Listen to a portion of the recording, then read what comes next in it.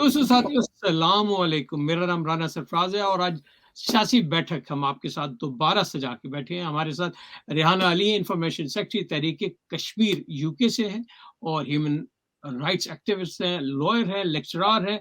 हमने आज एक बहुत ही ऐसे मसले के लिए इनको दावत दी है, इन्हें तकलीफ दी है कि जो कि हमारे दिल से जुड़ा हुआ है, जिससे हमारे दिल से खून रिश्ता है, वो है मकबूजा कश्मीर। अफगानिस्तान में तब्दीली आ गई, दुनिया में तब्दीली आ रही है, नहीं तब्दीली आ रही तो मकबूजा कश्मीर में तब्दीली नहीं आ रही। हत्ता कि आजाद कश्मीर में भी तब्दीली आ गई। इन्हें खुशामदीद कहते हैं और शामिल प्रोग्राम करते हैं। मैम अस्सलाम वालेकुम, कैसे हैं आप? ठीक है, आपको मेरी वालेकुम आवाज? अस्सलाम, आपका बहुत-बहुत शुक्रिया कि आज आपने जी, मुझे आपकी आवाज़ आ रही है, आपका बहुत-बहुत शुक्रिया। आज आपने मुझे मौका दिया कि मैं आपके प्रोग्राम में आऊँ और मैं यहाँ पे आके कश्मीर के बारे में बात करूँ। मैम देखिए, 20 साल का मसला हल हो गया। अफगानिस्तान में 2 घंटे 2 दिन की मसाफत पे सारा मामला हल हो गया। कश्मीर, मकबूजा कश्मीर, इतने सालों से हम इस तकलीफ को सह रहे हैं, हमारे कानों से, हमारी आंखों से, हमारे दिल से खून रिसता है। हम कहाँ खड़े हैं? इंडिया क्या चाह रहा है? ये हो क्या रहा है? जरा बताएं मकबूजा कश्मीर की आपके पास क्या इंफॉर्मेशन है?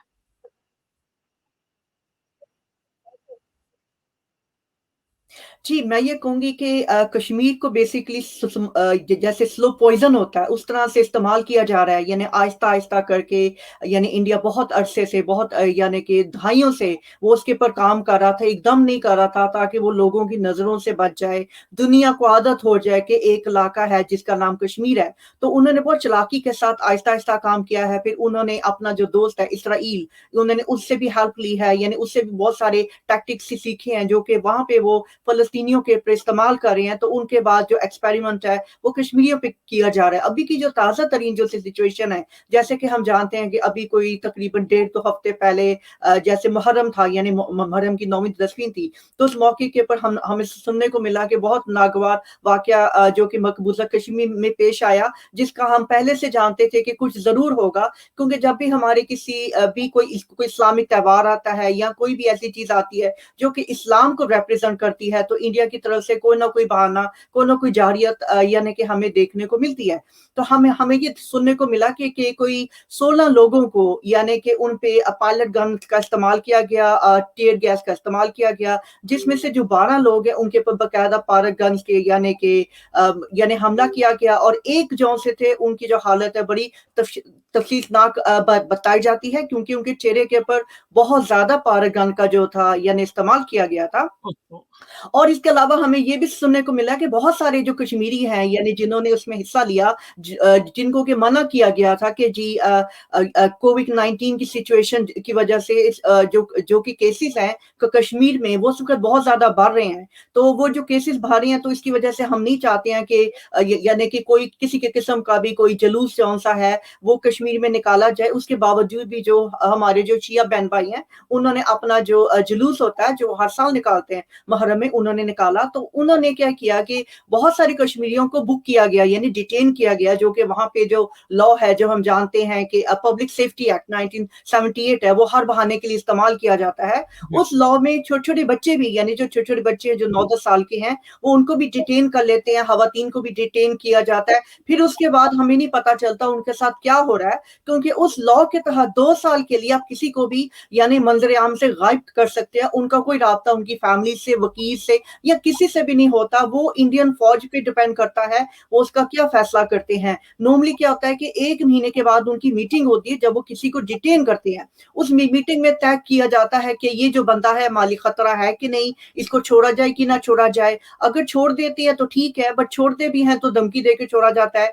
कि अगर दोबारा आपने ऐसा किया या आप हमारी नज़रों में आए, तो हम आपको नहीं छोड़ेंगे। और जिनको रखा जाता है 2 साल के लिए तकरीबन रखा जाता है, और अगर उनका दिल चाहे تو وہ 2 سال کمپلیٹ ہونے سے 2-3 دن پہلے بھی ان کو رہا کر دیا جاتا ہے. وہ بھی ان کی منصوبہ بندی ہوتی ہے کہ ان کو رہا کیا جائے گا, پھر ان کو دوبارہ سے وہ ہراسمنٹ میں یعنی کہ ان کو اریسٹ کیا جاتا ہے, یعنی بک کیا جاتا ہے, پھر مزید 2 سال کے لیے. تو کئی کشمیری جو ہیں وہ کئی سالوں سے جیلوں میں غائب ہے, جن کے والدین سمجھتے ہیں, جن کی بیویاں اپنے آپ کو ہاف ویڈو کہتی ہیں, ان کو نہیں پتا ہوتا وہ زندہ ہے وہ کہاں ہے. تو اصل میں ان کو یعنی ڈیٹینشن میں رکھا جاتا ہے سالہ سال, اور پھر جب ان کی مرضی ہوتی ہے چھوڑا جاتا ہے, یا ان پہ مقدمہ, کیونکہ جب آپ ڈیٹین کیے جاتے ہیں تو وہاں ٹرائل نہیں ہوتا اور نہ ہی کوئی چارج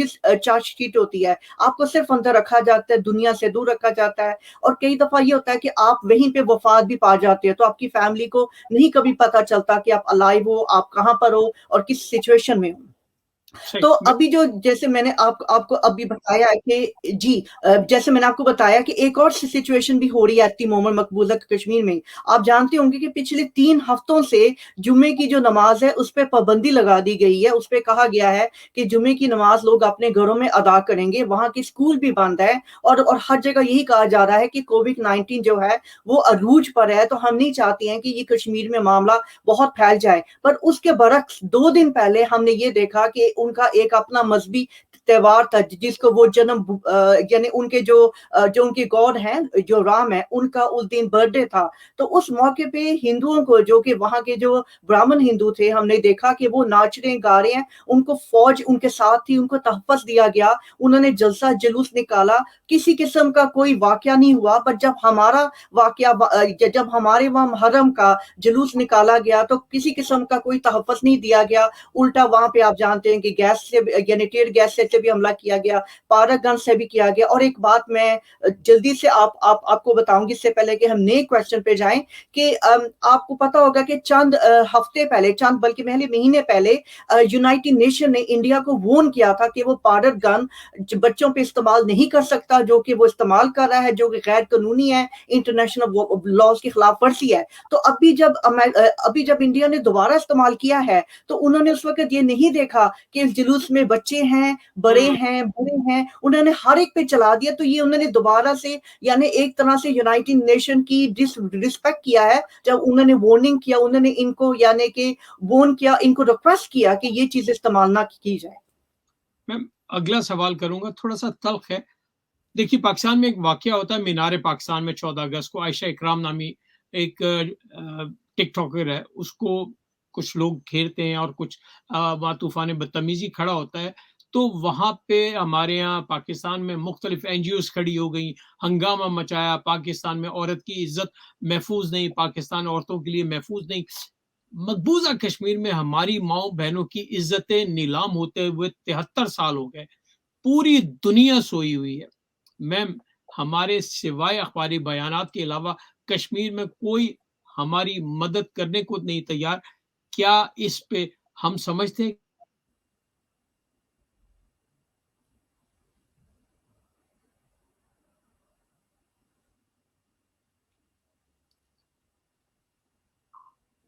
ہیلو,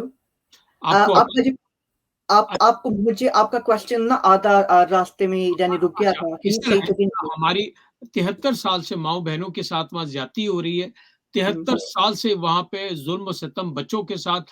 ماؤں کے ساتھ, ہزاروں نوجوانوں کو غائب کیا گیا. ڈبل سٹینڈرڈ نظر آتا ہے کہ کشمیر میں انڈیا کو کھلی آزادی, اور اگر ہمارے یہاں کوئی معاملہ ہو تو فوراً یہ کھڑے ہو جاتے ہیں. پاکستان دنیا بھر میں مسئلہ کشمیر پہ کیا آپ سمجھتے ہیں کہ کامیاب پالیسی لے کے چل رہا ہے یا تناؤ ہو گیا؟ کیونکہ او ایس آئی وغیرہ, یونائٹڈ نیشن وغیرہ کسی قسم کے بیانات سے آگے نہیں جا رہی. آپ کیا کہیں گے؟ میں صرف یہ کہوں گی کہ ہماری جو کشمیر پالیسی ہے وہ کافی پرانی ہو چکی ہوئی ہے, یعنی وہ پہلے سے چلی آ رہی, جس میں کہ ایک ہی بات دہرائی جا رہی ہے کہ جی پاکستان اور جو انڈیا ہے وہ جو ہے بائی لیٹرل, یعنی وہ دونوں مل کے یعنی فیصلہ کریں گے, بات چیت کریں گے. اور سب سے پہلے میں تھوڑی سی روشنی ڈالوں گی کہ یہ بایو لیٹرل مسئلہ کب سے چلا آ رہا ہے. یہ بیسکلی 1972 میں یعنی جو شملہ کانٹریکٹ تھا, یعنی اگریمنٹ تھا, اس میں یہ تھا. اور یہ جو एग्रीमेंट था, ये इंडिया ने पेश किया था, और ये पेश भी कब किया था, जब पाकिस्तान की जंग हुई थी 1971 में, यानी जब मशरकी पाकिस्तान का वाकया हुआ था, वो पाकिस्तान से जुदा हो गया था, तो इंडिया ने इसका फायदा उठाते हुए उन्होंने अंडर ड्यूरेस पाकिस्तान से यानी ये कॉन्ट्रैक्ट साइन कराया। उसकी रीजन ये थी कि उनके पास पाकिस्तानी फौज थी जो कि 2 साल के लिए वो इंडिया में रही थी, उन्होंने उनको दूर दराज के इलाकों में छिपाया हुआ था, तो पाकिस्तान अपनी जगह मजबूर था, तो उन्होंने पाकिस्तान से ये यानी कॉन्ट्रैक्ट पे साइन कराया। और उसकी बड़ी वजह ये थी क्योंकि आपको पता है कि नेहरू का जो बयान था 1952 में जो था, उसमें नेहरू ने कहा था कि मैं पूरी दुनिया को हाजिर नाजिर जान के, कश्मीरियों को, पाकिस्तान को मैं हाजिर नाजिर जान के एक इंडियन के सीए से अपनी जबान देता हूं कि हम कश्मीरियों का जो फैसला है उनकी उनकी मर्जी के बगैर नहीं करेंगे, और इसमें हमारी फरीक ना सिर्फ पाकिस्तान है, इसमें यूनाइटेड नेशन और दुनिया भी है। और यूनाइटेड नेशन इसीलिए फरीक बना क्योंकि ये वाकया जो है इंडिया खुद ही यूनाइटेड नेशन के पास गया था 1974 में, यानी जी जब उनके पाकिस्तान के साथ आप जानते हैं कि यानी कबाइल और पाकिस्तानी और इंडियन जो सी फौज है, यानी उनके जब आपस में जंग हुई थी, तो उसके बदले में तो पाकिस्तान नहीं गया था, इंडिया गया था। फिर इंडिया ने चालाकी के साथ टाइम के साथ साथ आहिस्ता आहिस्ता करके, यानी उनका सिर्फ और सिर्फ बयानात तक ही रह गया, तो उन्होंने ये फैसला किया कि हमें किसी तरीके से यानी हमने कश्मीर को नहीं जाने देना। और 1956 की तरफ मैं दोबारा जाऊंगी, उन्होंने अपने लॉज में भी तरमीम की, तो उस वक्त जो ये कश्मीर जो था, ये एक प्रिंसली स्टेट था, यहाँ पे राजा की हुकूमत थी, तो उनके वहां पे बहुत सारे प्रिंसली स्टेट्स थे जो कि इंडिया के हिस्से में आए थे। उन्होंने लॉ को चेंज करते हुए जो कि इंडियन कॉन्स्टिट्यूशन लॉ है, यानी आर्टिकल 238, उन्होंने उसमें तरमीम की, और उन्होंने फिर नई चीजें इंट्रोड्यूस कराई, जिसमें एक उन्होंने ये इंट्रोड्यूस करवाया कि जितनी भी प्रिंसली स्टेट्स हैं, यानी कि बेमा जम्मू एंड कश्मीर के, यहाँ पे राजा का अब लॉ नहीं चलेगा, तो उसके बदले में उन्होंने आर्टिकल 370 को लागू किया 1956 में, और साथ में जो यानी कि 35A है, आप जानते हैं कि उसको सहारा दिया उनको आपस में, यानी कि ताकि कश्मीरियों को फील हो जैसे कि उनको राइट दिया जा रहा है, उनको स्पेशल स्टेटस दिया जा रहा है, पर असल में ये कोई बड़ी चीज नहीं था, ये उन्होंने उनका बल्कि हक खत्म किया, जो कि उनका स्पेशल स्टेटस था, उसको उन्होंने यानी कि मजीद कम कम कर दिया, और उन्होंने वहां पे जो वहां का झंडा जो था कश्मीर का, उसी मौके पे उसको भी यानी कि चेंज किया गया था। यानी कहने का मतलब यह है कि इंडिया बहुत अरसे से इस पे आहिस्ता आहिस्ता काम कर रहा था, और फिर 1972 में उसने बिल्कुल ही दुनिया को और यूनाइटेड नेशन को यानी हटा दिया। पर पाकिस्तान का मसला यह है कि पाकिस्तान की जो पॉलिसी है, जो पहले से चली आ रही है, वो भी तक चली आ रही है। मुझे अफसोस के साथ ये कहना पड़ रहा है कि इस पॉलिसी से हमें कोई ज्यादा इतना फायदा नहीं हो रहा, हमें इसमें चेंजेस की जरूरत है। जैसे इंडिया ने इतनी चेंजेस की है, इंडिया पहले खुद ही पाकिस्तान से एग्रीमेंट करता है, फिर खुद ही वो उसकी वायलेशन करता है, जैसे उसने 5 अगस्त 2019 में उसने वायलेशन करके खुद ही ये जो पाकिस्तान के साथ कॉन्ट्रैक्ट था, शिमला कॉन्ट्रैक्ट, उसकी वायलेशन की, यानी बेसिकली वो कॉन्ट्रैक्ट कानून की नजर में एग्जिस्ट नहीं करता। तो ये चीज जो है दुनिया के सामने हमें हाईलाइट करने की जरूरत है, क्योंकि जब इंडिया का दिल चाहता है वो उसके पर शुरू हो जाता है, जी हमारा पाकिस्तान का बायोलैटरल मसला, ये बायोलैटरल मसला ना कभी था और ना अभी रहा है, जब से उन्होंने वायलेशन किया। ये दोबारा से हम वही 1948-49 के जो रेजोल्यूशंस हैं, हम उनकी तरफ दोबारा से हैं, although they were still there, पर इंडिया उनको डिसरिस्पेक्ट कर रहा था और कश्मीरियों के राइट को भी डिसरिस्पेक्ट कर रहा था। पाकिस्तान की तरफ से जो खुश आइंद बात है जो मैं कहूंगी वो ये है कि पाकिस्तान ने अपने कॉन्स्टिट्यूशन में यानी कि पाकिस्तानी कॉन्स्टिट्यूशन 1973 में उन्होंने जो अपना एक आर्टिकल शामिल किया जो कि 257 है, जिसमें कि उन्होंने कहा कि जब कल को इंडिया और पाकिस्तान के बीच में प्लेबिसाइड होगा, यानी कि हक खुद इरादियत का मौका दिया जाएगा, उसके बावजूद पाकिस्तान एक और मौका उनको देगा जिसमें कि वो अपना फैसला कर सकेंगे, जिसमें कि 3 कंडीशंस पाकिस्तान ने रखी, जिसमें एक ये था कि वो अपना यानी तशख्खुस जो है वो उसको बरकरार रख सकते हैं, एक में ये है कि वो पाकिस्तान का हिस्सा बन सकते हैं, और तीसरे में यह कि वो अलग एक रियासत बनना चाहते हैं, वो एक अलग रियासत बन सकते हैं। तो एट द मोमेंट पाकिस्तान फिर भी यानी कि कश्मीरियों को एक ऑप्शन दे रहा है, पर इंडिया की तरफ से अगर देखा जाए तो कोई ऑप्शन नहीं रहा। उन्होंने वहां की जो पार्लियामेंट थी कश्मीर की, उसको भी उन्होंने खत्म कर दिया उनसे पूछे बगैर। उन्होंने यानी कि बेसिकली हर चीज अपने कंट्रोल में कर ली, जो कि इलीगली भी रॉन्ग है, और रियासत जम्मू कश्मीर को जो उन्होंने थोड़ा बहुत आजादी दी थी वो उसके भी खिलाफ है। वहां के लीडर्स भी उनके अब यानी कि अति मोहम्मद खिलाफ हो गए हैं। मैं चंद बातें कहूंगी कि जो हमें अपनी कश्मीर पॉलिसी में शायद शामिल करने की जरूरत है। एक तो मैं ये कहूंगी कि कश्मीर पॉलिसी में ہمیں جو ڈریکونین لاز ہیں جو انڈیا کے ہیں جس کی وجہ سے وہ ظلم و ستم کر رہا ہے کشمیر میں اور باقی کے مسلمانوں پہ بھی، یعنی چند لاء ایسے ہیں جو کہ پورے انڈیا میں کشمیر میں لاگو ہیں، کچھ ایسے ہیں جو کہ صرف کشمیر میں لاگو ہیں، جیسے کہ افسفا لا ہے جو کہ مشہور ہے، سر فہرست ہے، پبلک سیفٹی ایکٹ ہے، اور پھر ڈومیسائل لا ہے، پھر پھر ان کا لافل ایکٹیویٹیز پرویژنل ایکٹ 2002۔ ہمیں اپنی جو کشمیر پالیسی ہے اس میں ان کو شامل کرنا چاہیے اور اس کے بارے میں کیمپیننگ کرنی چاہیے، ہمیں دنیا کو بتانا چاہیے کہ اس لا کا سہارا لے کے وہ جو ہے وہاں کے لوگوں کی زندگیوں کے ساتھ کھیل رہا ہے، کیونکہ اس چیز کا ذکر بہت کم کیا جاتا ہے۔ اور میں اس کے علاوہ یہ کہوں گی کہ ہمیں بہت زیادہ کشمیر لابیز کی ضرورت ہے، ہمیں چاہیے ہماری جو کشمیر پالیسی میں جو لوگ فورن میں بیٹھے ہیں، جیسے میں ادھر ہوں، جیسے کہ اور بھی بہت سارے لوگ ہیں جو کہ اسپیشلی کشمیر سے تعلق رکھتے ہیں، ان کو لابیز کی حیثیت سے چانس دینا چاہیے کہ وہ پاکستان کی بات کو آگے بڑھائیں۔ اور جیسے کہ ہمارا جو یو کے ہے، یو کے کے بارے میں یہ کہوں گی کہ یہ مسئلہ جو ہے یہ یو کے کا پیدا کردہ مسئلہ ہے، اور یو کے جو ہے جو 5 جو یعنی کہ پرماننٹ یعنی کہ رکن ہے جو کہ یونائٹڈ نیشن کے ہیں، وہ اس کا ایک حصہ بھی ہے۔ اور ایک اور بات جو کہ شاید لوگ نہیں جانتے، یہ جو افسفا لا ہے جس کی میں بات کر رہی ہوں، اس کا public safety special forces act 1990، یہ جو ہے یہ کہاں سے پیدا ہوا؟ یہ بھی انگریزوں کے زمانے میں 1942 میں اس کو برٹش انڈیا میں لاگو کیا گیا تھا، کیونکہ اس زمانے میں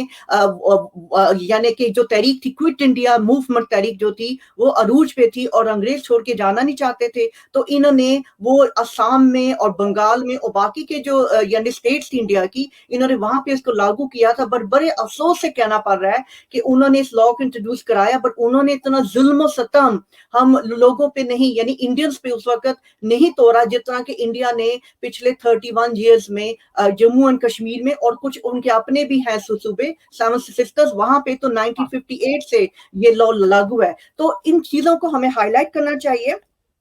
اور میں اس کے علاوہ یہ میں یاد کراؤں گی کہ ہمارے جو یو کے میں ایٹ مومنٹ سب سے زیادہ میجورٹی کشمیریوں کی کشمیر اور پاکستان، کشمیر انڈیا پاکستان کے بعد یو کے میں ہے، تو ہمارے یہاں بہت سارے ایم پی بھی ہیں، تو ہماری جو کشمیر پالیسی ہے اس میں ان کو ایم پیز کو شامل کیا جائے، یعنی ان کو شامل کیا جائے، ان کو موقع دیا جائے کہ وہ اس کا حصہ بنے، تاکہ ہم اس بات کو انٹرنیشنل لیول پہ یورپ میں اور پوری دنیا میں ہم اس کو یعنی اس کو آگے بڑھائیں، کیونکہ ہماری کشمیر پالیسی بس ایک ہی وہیں پر ہے جہاں پہ تھی، تو ہمیں اس میں بہت زیادہ چینجز کی ضرورت ہے، کیونکہ انڈیا دن بدن چینجز کیا کر رہا ہے، وہ وائلیشن کر رہا ہے اور وہ بہت آگے جا رہا ہے اپنے یعنی وائلیشنز میں۔ تو پاکستان کو بہت ساری چیزیں جو ہیں یعنی کہ چینج کرنے کی ضرورت ہے، اور ہماری کشمیر کمیٹی بھی ہے پاکستان میں جو کہ بنائی گئی ہے کشمیریوں کے لیے، تو ہمیں ان میں بھی یعنی بہت ساری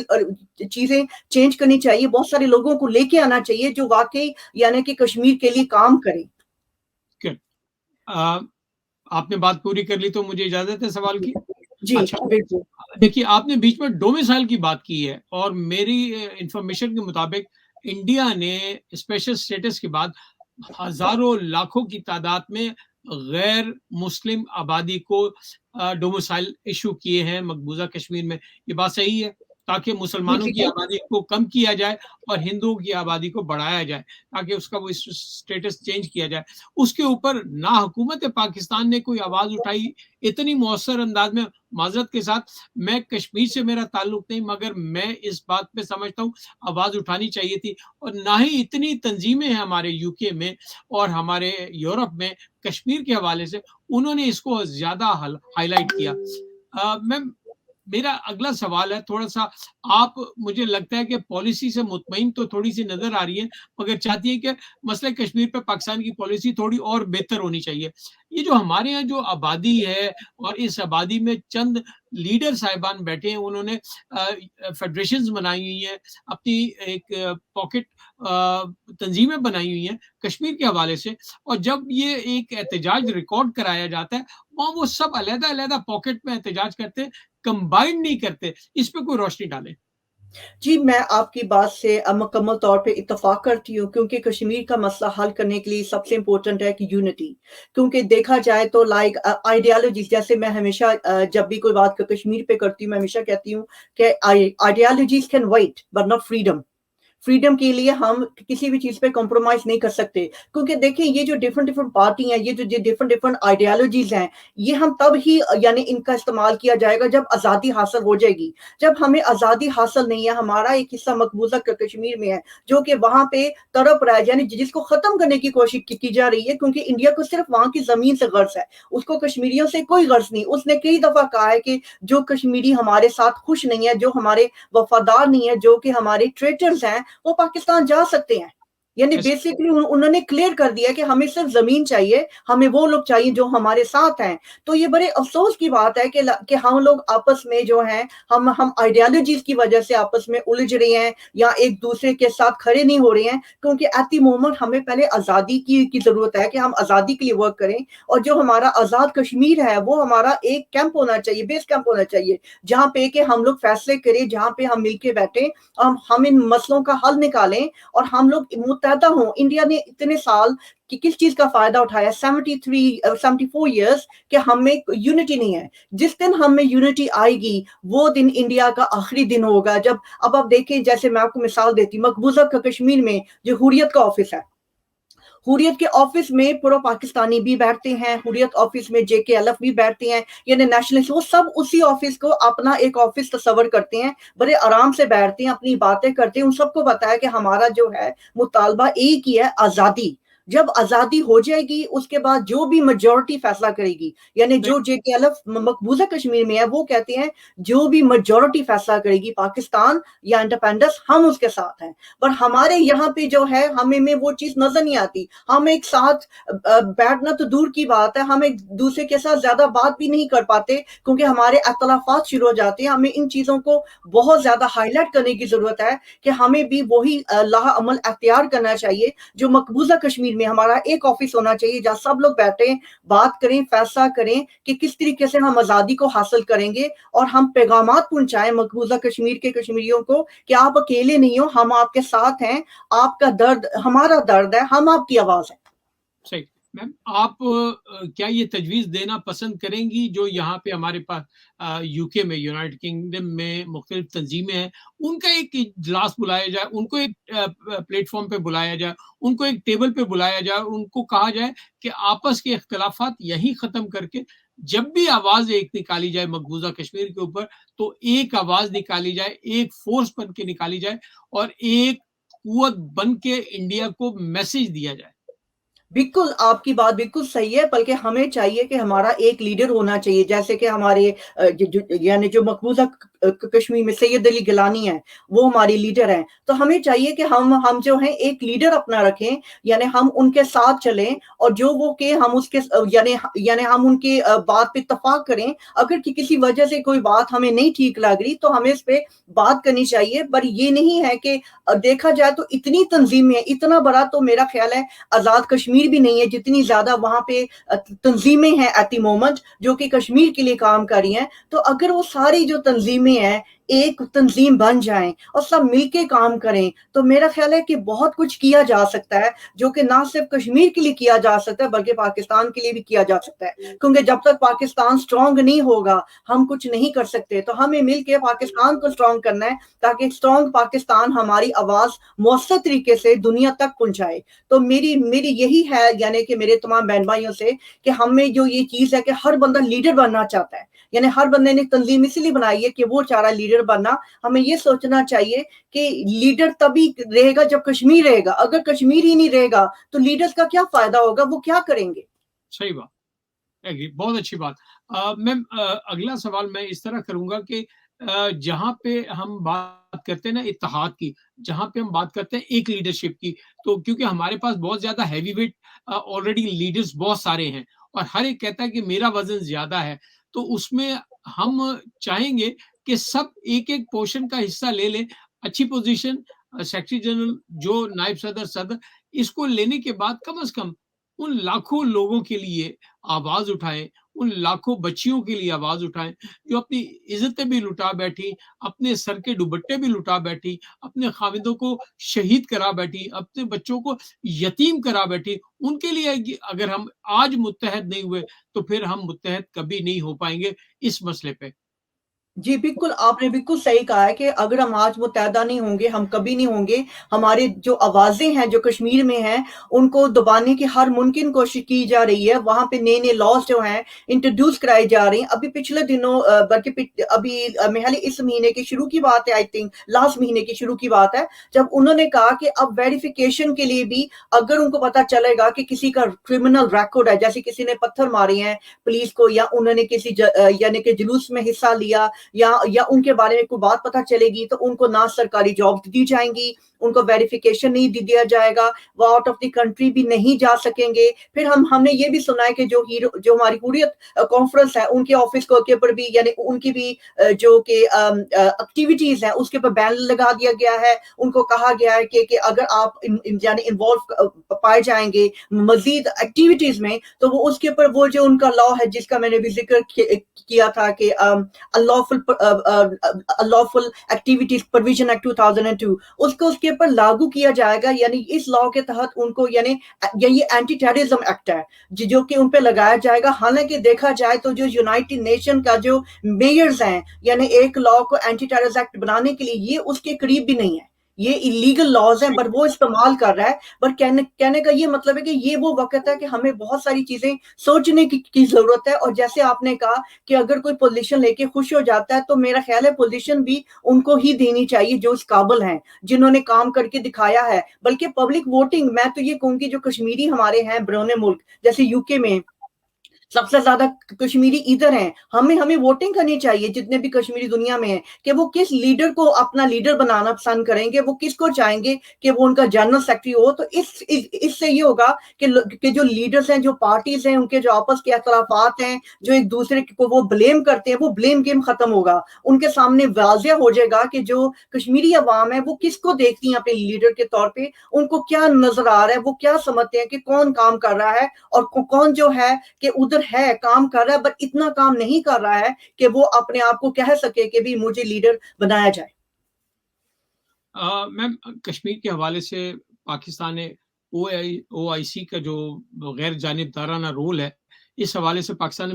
बड़ी कोशिश की कि तुर्की है, मलेशिया है, ईरान के साथ मिलकर कोई ग्रुपिंग की जाए और ताकि इसको मौसर अंदाज में आवाज को उठाया जाए। मगर इंडिया की कामयाब सिफारतकारी की वजह से वो भी मामला दब गया और खत्म हो गया। देखिए, इंडिया की कामयाब पॉलिसी का इससे अंदाजा लगा लें, UAE, Saudi Arabia, middle east में इंडिया इतना मजबूत उनका कारोबारी पार्टनर बन के सामने आया है कि सऊदी अरेबिया में 2 साल से हज के मौके पे जो कश्मीर के हवाले से दुआ की जाती थी, वो दुआ बंद कर दी गई है। ऑफिशियली दुआ बंद कर दी गई है। कश्मीर के हवाले से जो 2 साल से की जाती थी, सालों से होती गई। इससे अंदाजा लगा लें कि हमारे मौक़िफ़ में कमजोरी और इंडिया के मौक़िफ़ में कितनी मजबूती आई है। ये हमारे कमजोर किरदार की निशानी है।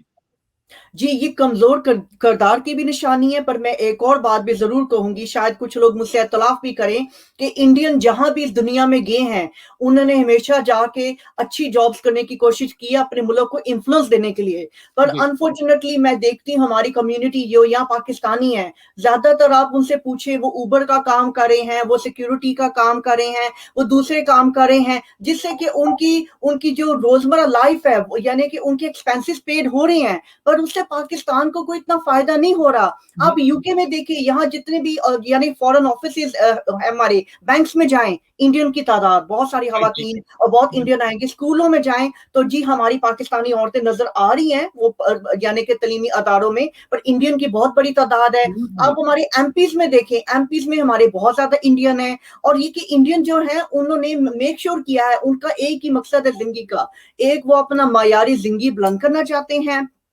दूसरा वो इंडिया को उस मुकाम तक लेके जाना चाहती हैं जिस पे कि उनके बड़े नहीं लेकर जा सके। वो अखंड भारत पे अखंड होके, अखंड का मतलब है वो इकट्ठे होके इस पे काम कर रहे हैं। पर हमारे जो लोग हैं, एक ये कि अनफॉर्चुनेटली हमें वो यानी कि डिसिप्लिन नहीं है कि जैसे कि हम एक बात को आगे आगे कैसे कैसे बढ़ाएं। जैसे लॉबियस्ट, हमें बड़ी कमी है कि लॉबियस्ट नहीं है। इंडियन के बहुत एजुकेटेड लोग हैं, बहुत लॉबियस्ट हैं। हमारे जो लोग हैं वो एजुकेटेड हैं, पर उनमें महले के اعتماد کا فقدان ہے اور ہمیں بہت زیادہ ضرورت ہے کہ یہ جو اعتماد کے لیے، اور ہمیں ایجوکیشن کی ضرورت ہے، اور ہمارے جو امبیسڈرز ہیں ان پہ بہت گہری یعنی کہ ذمہ داری آتی ہے کہ وہ جس ملک میں بھی ہیں وہ وہاں کے پاکستان کا جو بزنس ہے وہ اس کو فروغ دیں، وہ اس کی بات کریں، وہ بتائیں کہ ہمارے یہاں بہت اپرچونٹیز ہیں۔ اب انڈین امبیسڈرز کو دیکھیں، وہ جس ملک میں بھی گئے انہوں نے اپنی ٹائز جون سی ہیں یعنی اپنے تعلقات بہت سٹرونگ کیا وہاں کی حکومت کے ساتھ۔ یہ جو آج انڈیا اتنا سٹرونگ ہے یہ ایک دو دن کی بات نہیں ہے،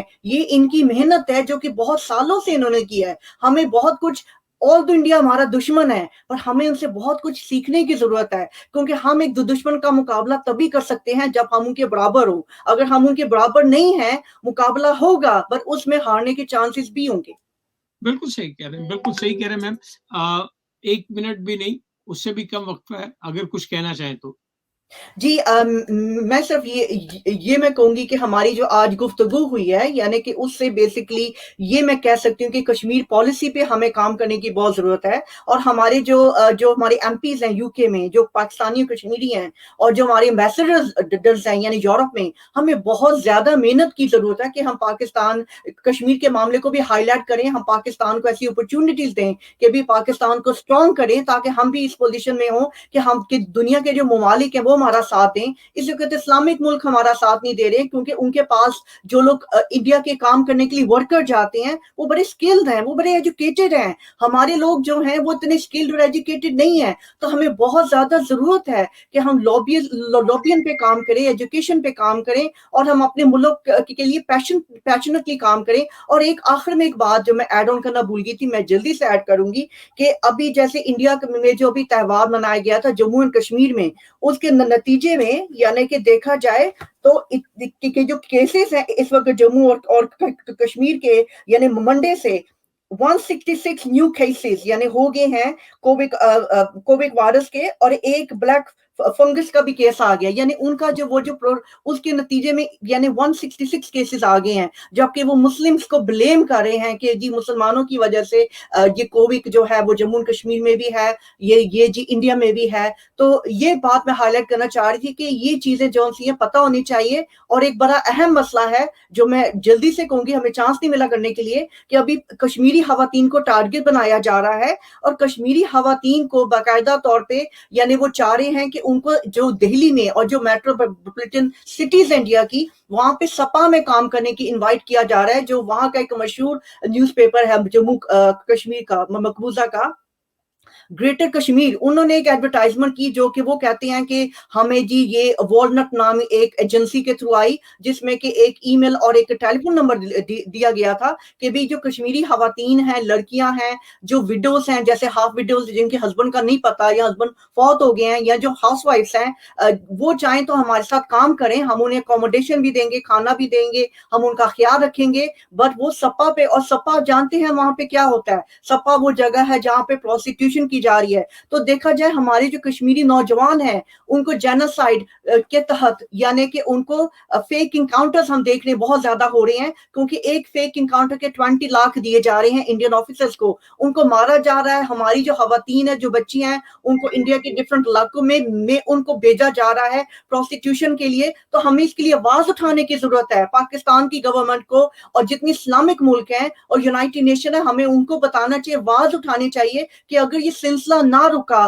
تو ہماری جو کشمیری قوم ہے وہ ختم ہو جائے گی، کشمیر رہ جائے گا پر کشمیری نہیں رہیں گے۔ میں اسی بات کے ساتھ اس بات کو ختم کرتی ہوں۔ بہت بہت شکریہ، آج آپ نے ہمارے ساتھ جو انفارمیشن شیئر کی ہے، یقین جانیے اتنی انفارمیشن کسی بھی پلیٹ فارم پہ کسی نے نہیں شیئر کی۔ میں آپ کے اس رول کو اپریشیٹ کروں گا، امید کروں گا کہ دیکھنے والوں کے اوپر ہم یہ